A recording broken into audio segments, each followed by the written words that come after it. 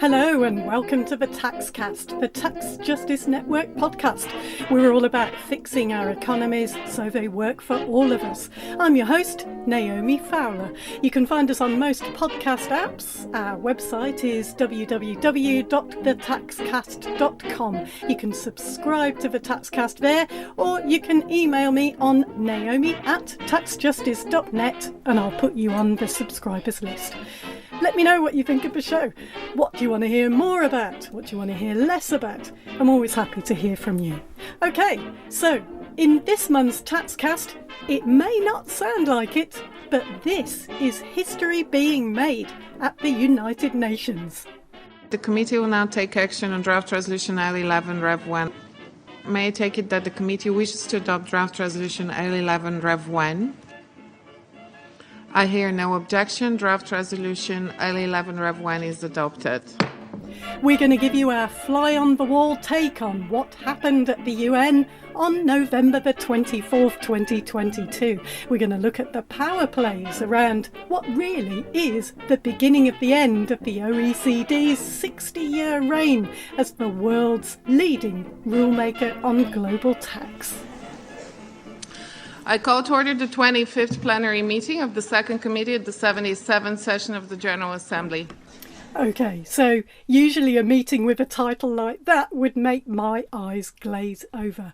And a vote on a resolution called L11 Rev 1 wouldn't exactly set me on fire either. But honestly, it's a fascinating meeting. It's all the more interesting because of the power dynamics in play. Because in many ways, we're witnessing a shift in power.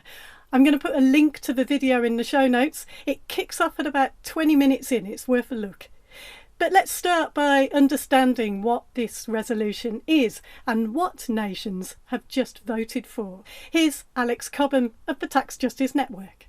Look, this is a great resolution, and yet it is much less than it could have been, much less than the original proposal from the Africa Group. I think we should say, first of all, what a just fantastic job the Nigerian delegation have done to get this through. I think without Nigeria's leadership, it's not clear who else would have stood up, and that's been vital in getting this really unprecedented success. So even in the state that it went through, the resolution really is a kind of watershed moment. There's three main elements to it. So first of all, most concretely, it calls for the Secretary-General, Antonio Guterres, to produce a report on the options for a framework at the UN for intergovernmental discussion and decisions on tax rules. So looking at the options and over the next 6 months or so delivering a report to the UN. Secondly, it calls for the beginning of intergovernmental discussions, not negotiations. That got watered down to discussions, but this is still significant.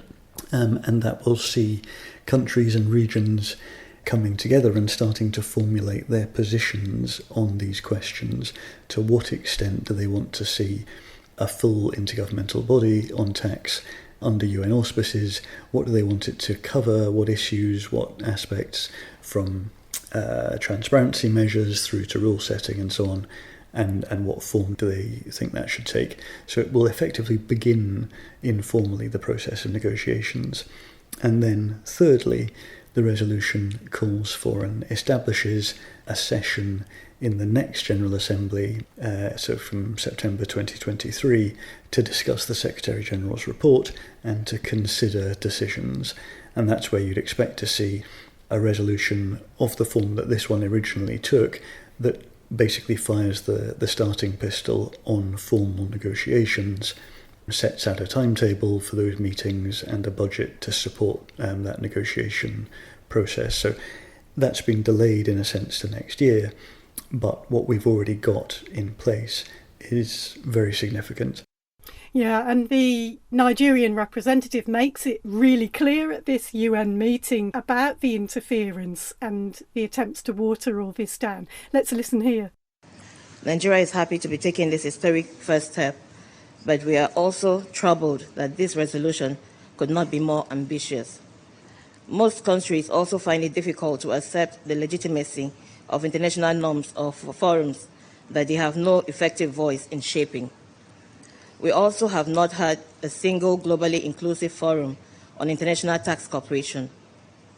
Unfortunately, the enormous pressure put on sovereign countries by the secretariat of another, less inclusive international organization is regrettable, but something we hope we can all move past as we forge ahead together. She's talking here about the OECD when she's mentioning pressure put on countries by another less inclusive international organisation. The OECD does seem to have seen this vote as a paradigm shift that threatens their dominance in the area of international tax, or they wouldn't have tried so hard to stop or weaken this resolution, right?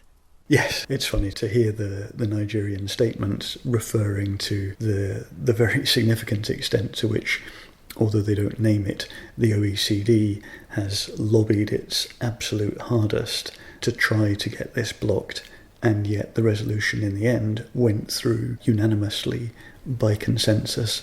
That's quite a condemnation of the OECD. In fact, their lobbying was thought by some to be so extreme that it actually put people off voting against this resolution who might otherwise have been more sympathetic. So it backfired.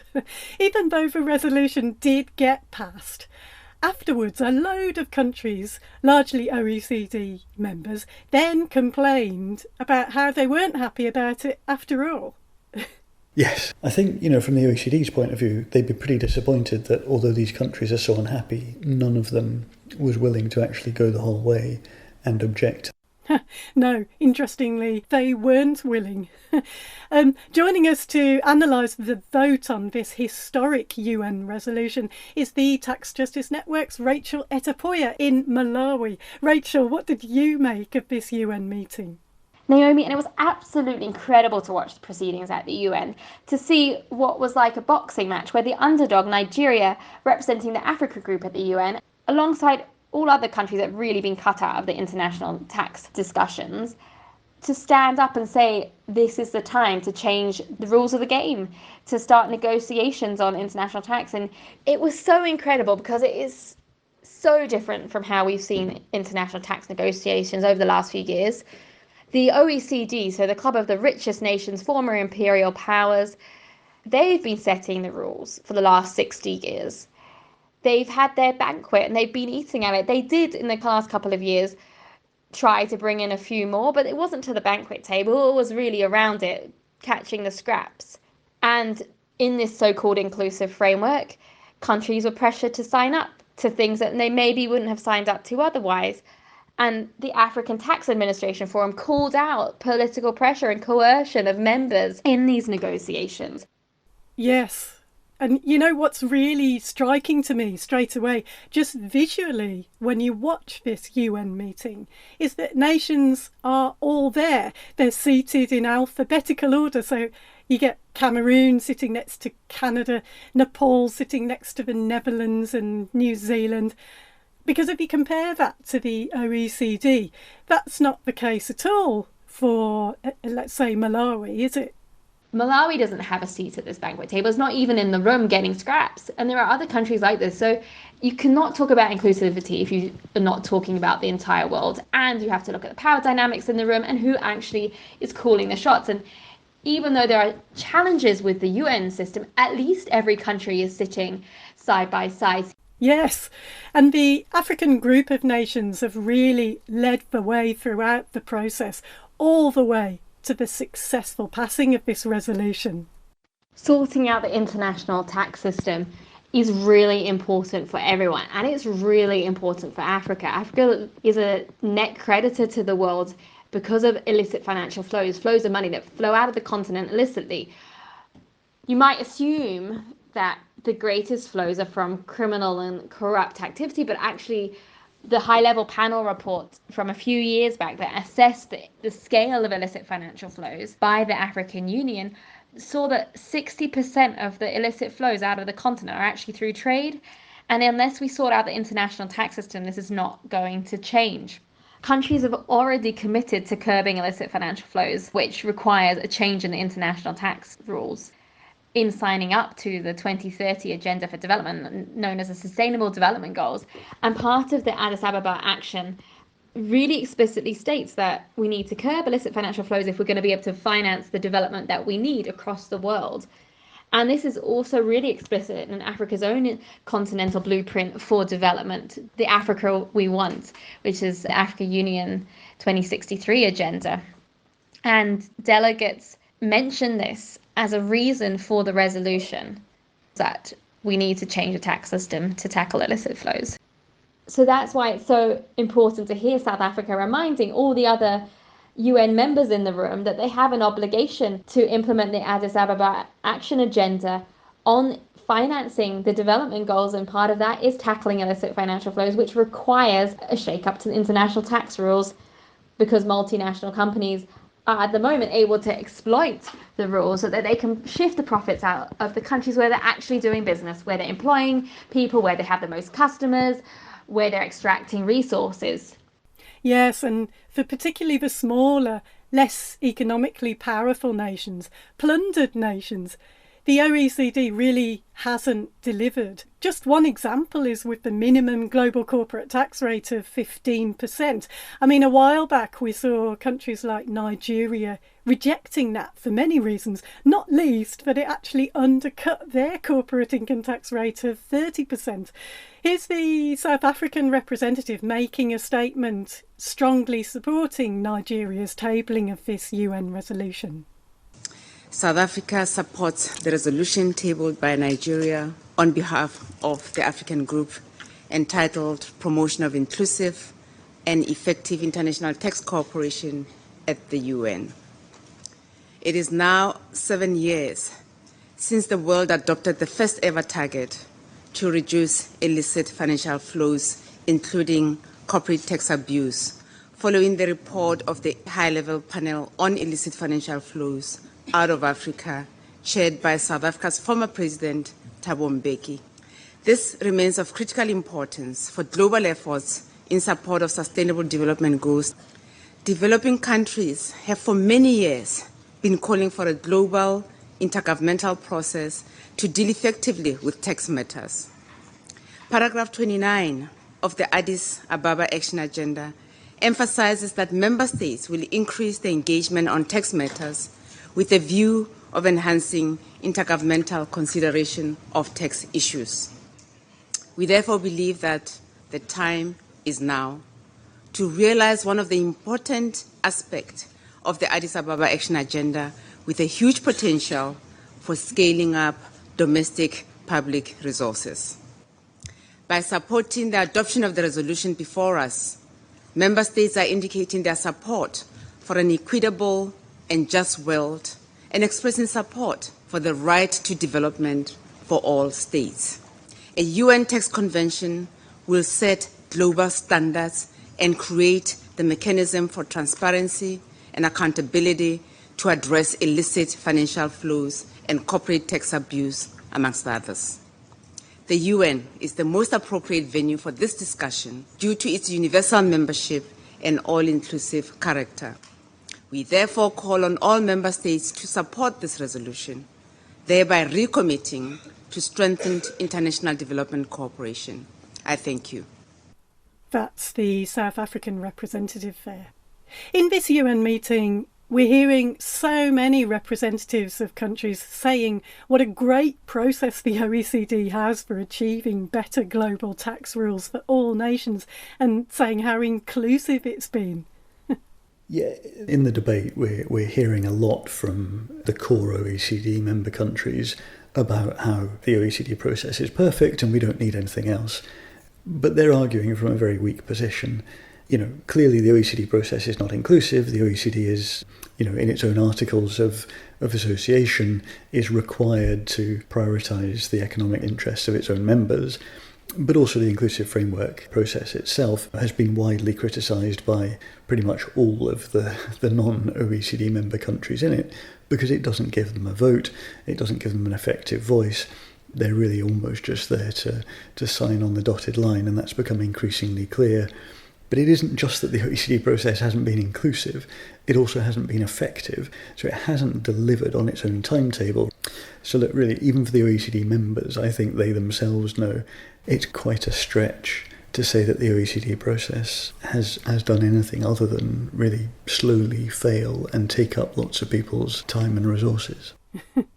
And even though this resolution gets passed unanimously in the end, look what happens here. I mean, the United States makes a last-ditch attempt to water it down even further by putting forward an amendment to the resolution for a vote. Here's the UN chair. An amendment to operative paragraph 2 of draft resolution L11 Rev 1 was submitted by the United States of America and circulated in document A/C2/77 CRP2. In accordance with Rule 130 of the Rules of Procedure of the General Assembly, the committee will take first a decision on the proposed amendment. Check this out. I now give the floor to the representative of the United States to introduce the draft amendment. And now we get the vaguest explanation of this amendment from the US representative. I think they know it's going to fail and they're wasting their time. Thank you, Madam Chair, and thank you to the facilitator of this resolution and fellow delegates. I will be brief. Hopefully all have had the opportunity to review the amendment we've put forward. Operative paragraph 2 calls for intergovernmental discussions at the United Nations in the spirit of undertaking a truly inclusive process to strengthen international tax cooperation. For this reason, the United States strongly feels that it is not in the spirit of beginning an inclusive process to prejudge the outcomes of these discussions in this paragraph. Our edit does not preclude any option from the discussions. It simply does not limit the conversation. We hope you will consider our amendment. Thank you. Alex, what's the US trying to do here? But this amendment was really very weak. What it tried to do was to water down the content of the intergovernmental discussions that will follow, to make them so vague as to be almost meaningless. So it was sort of a pure wrecking amendment. Word on the grapevine, and you hear lots of things, so perhaps shouldn't put too much weight on this, but the word on the grapevine in New York was that the US had been very heavily lobbied by corporate lobbyists, and so they put this amendment down to, because they thought they should, but then perhaps didn't push other countries as hard as the US sometimes does to support it. But I think it's also just, a sense that there is an absolute clarity in a very large majority of UN member states that want this to go ahead. So they're going through the motions without conviction. That is what it sounded like. Let's listen to this. So all the country representatives are now voting on whether or not to accept this US amendment to Nigeria's resolution. The committee will now commence the process of voting on the amendment on draft resolution L11 Rev 1 contained in CRP2. Those in favour of the proposed amendments to draft resolution L11 Rev 1, please signify. Can we have the voting screen up, colleague? Yep, perfect. So those in favour, please signify. Those against, and abstentions. The committee is now voting on the proposed amendment to draft resolution L11 Rev 1 entitled Promotion of Inclusive and Effective International Tax Cooperation at the United Nations, contained in document CRP2. Will all delegations confirm that their votes are correctly reflected on the screen? The voting has been completed. Please lock the machine. I thank the Secretary. The result of the vote is as follows. In favour 55, against 97, abstentions 13. The proposed amendment to operative paragraph 2 of draft resolution L11 Rev 1 is rejected.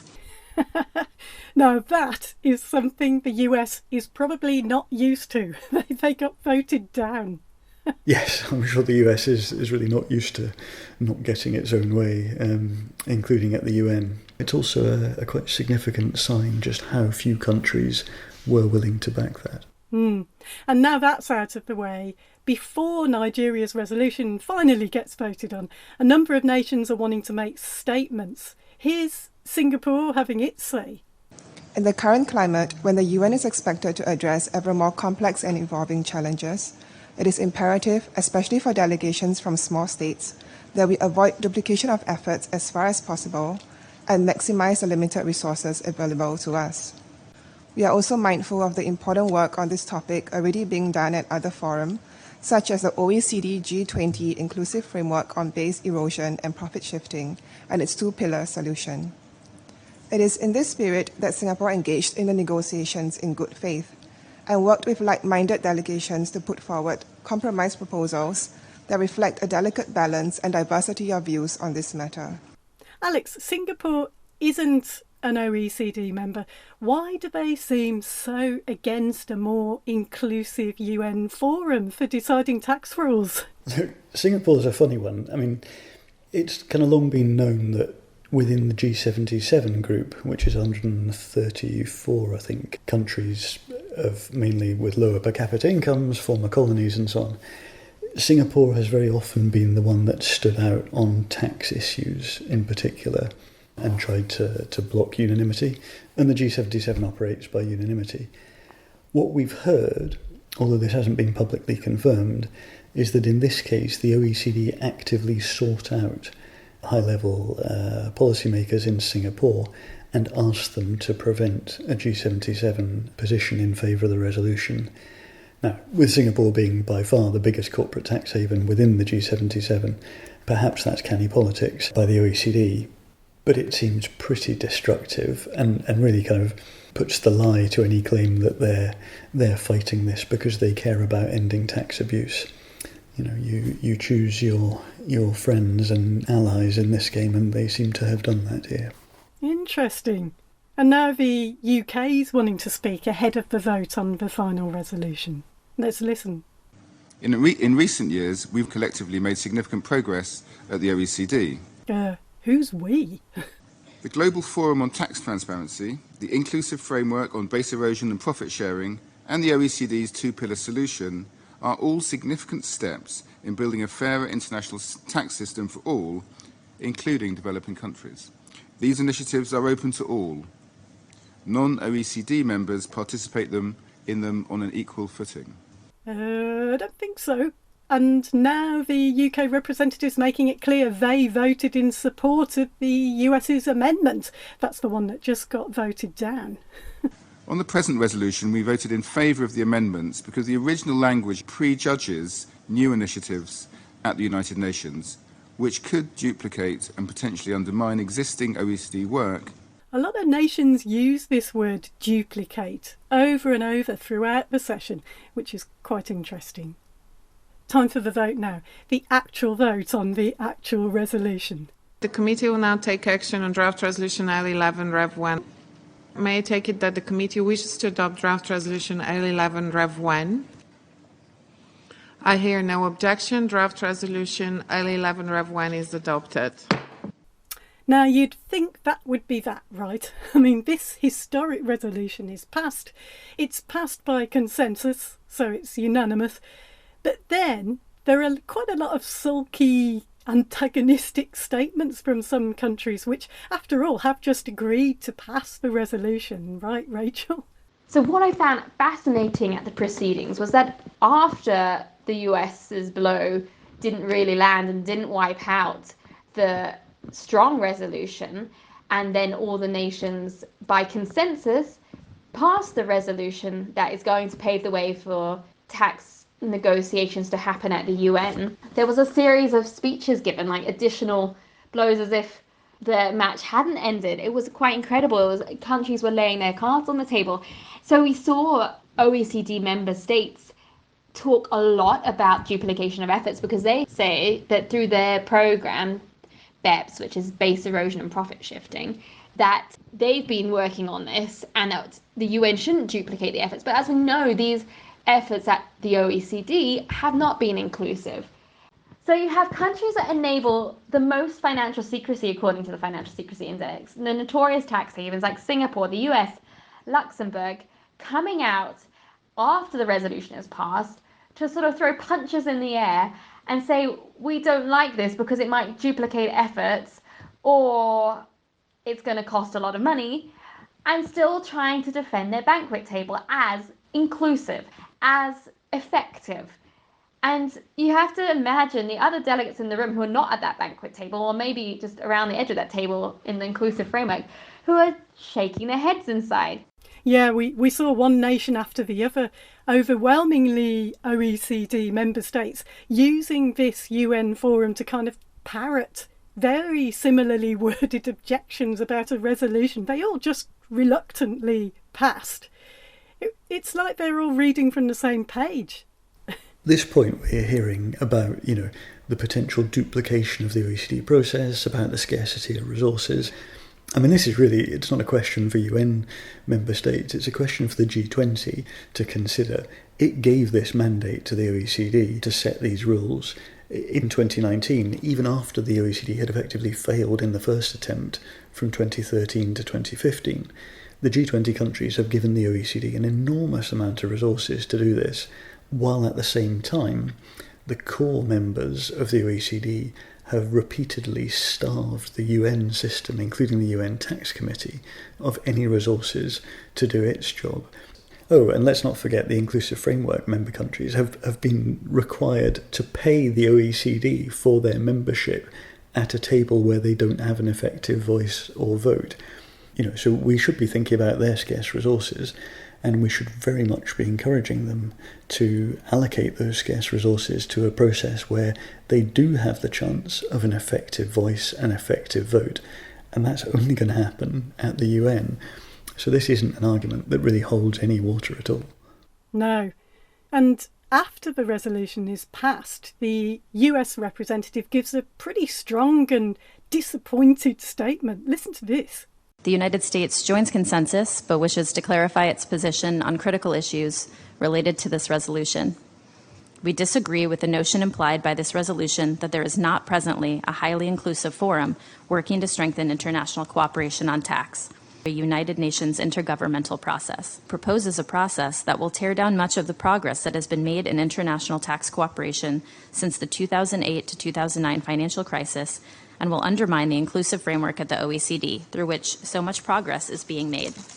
For that reason, the United States must dissociate itself. Ouch! Sore losers.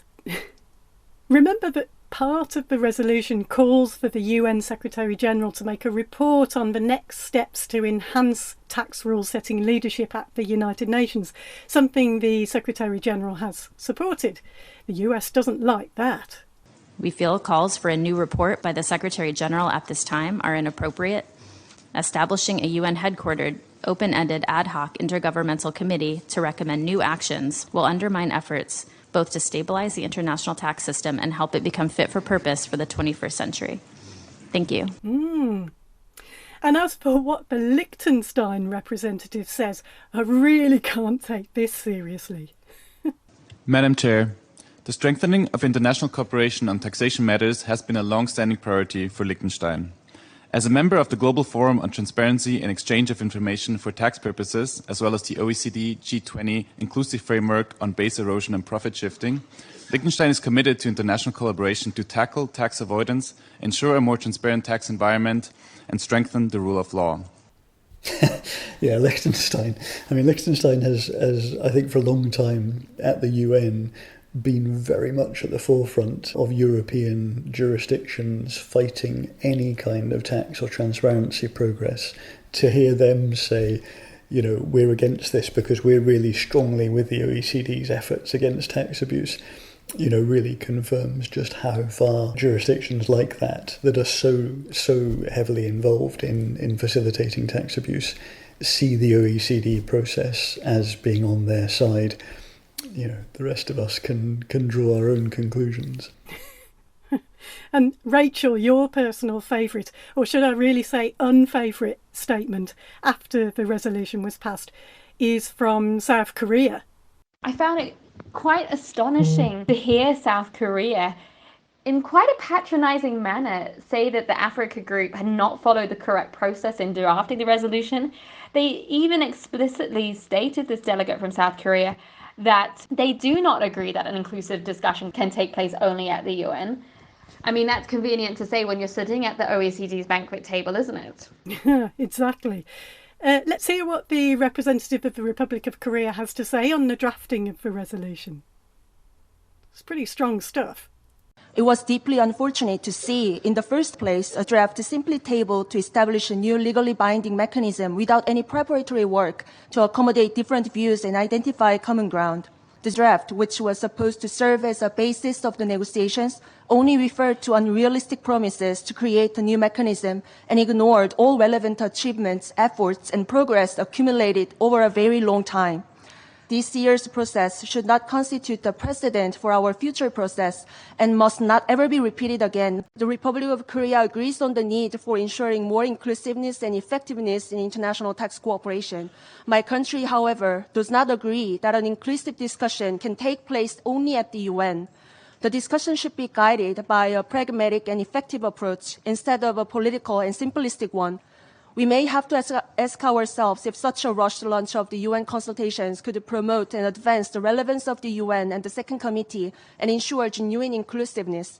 It might be convenient and easy to rely only on binary views like developed and developing when we see the world, but especially for tax matters, with such an approach, we are certain that we will not be able to reach any meaningful outcome. Wow, she's been quite rude there in saying the African group of nations brought this process forward in a rush and in a simplistic way. I mean, they've been working on this for years.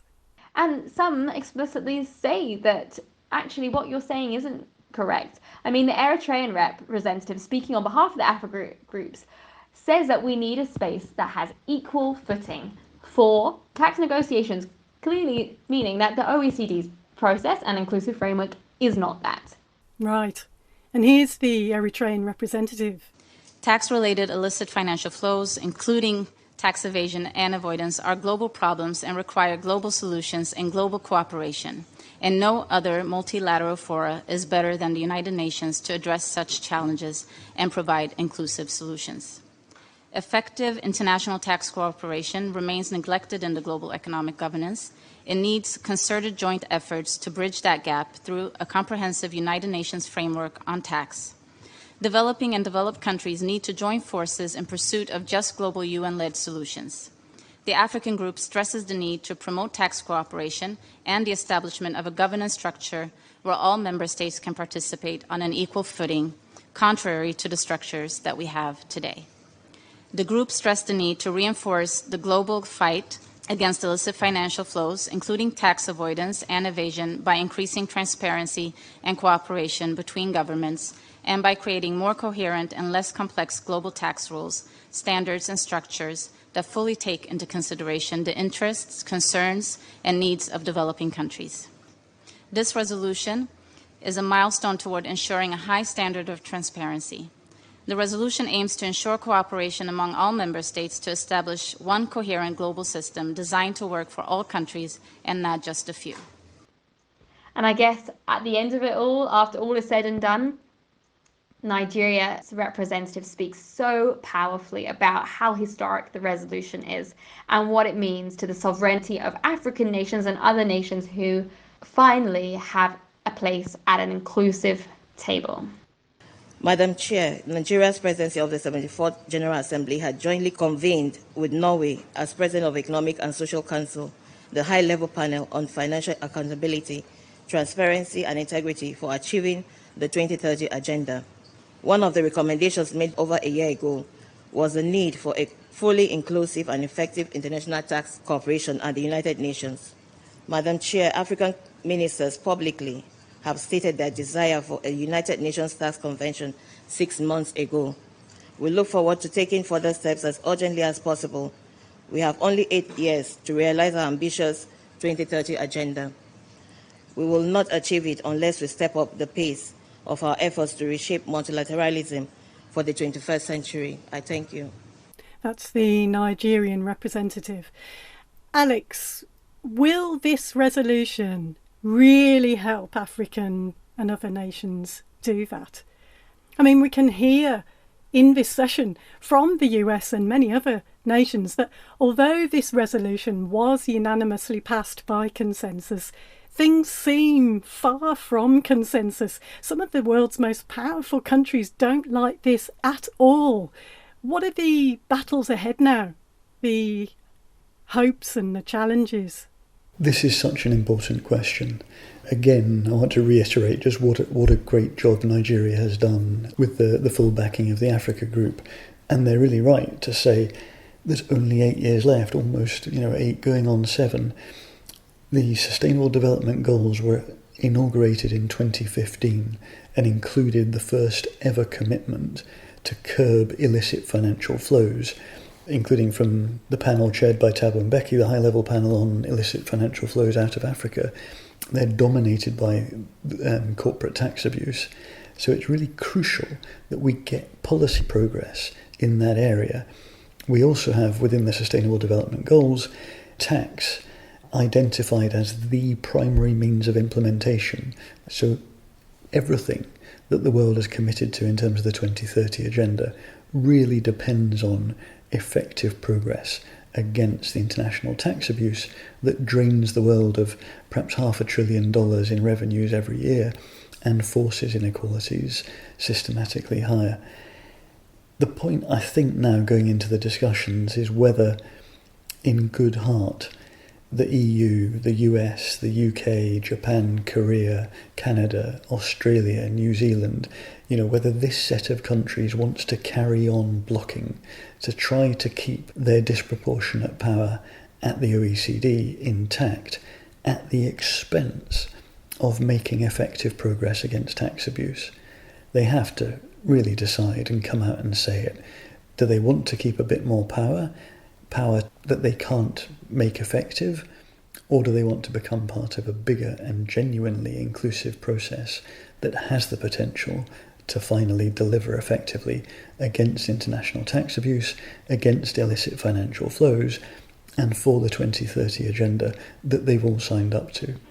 We're starting to get to the point that countries have to make their positions clear and be judged accordingly.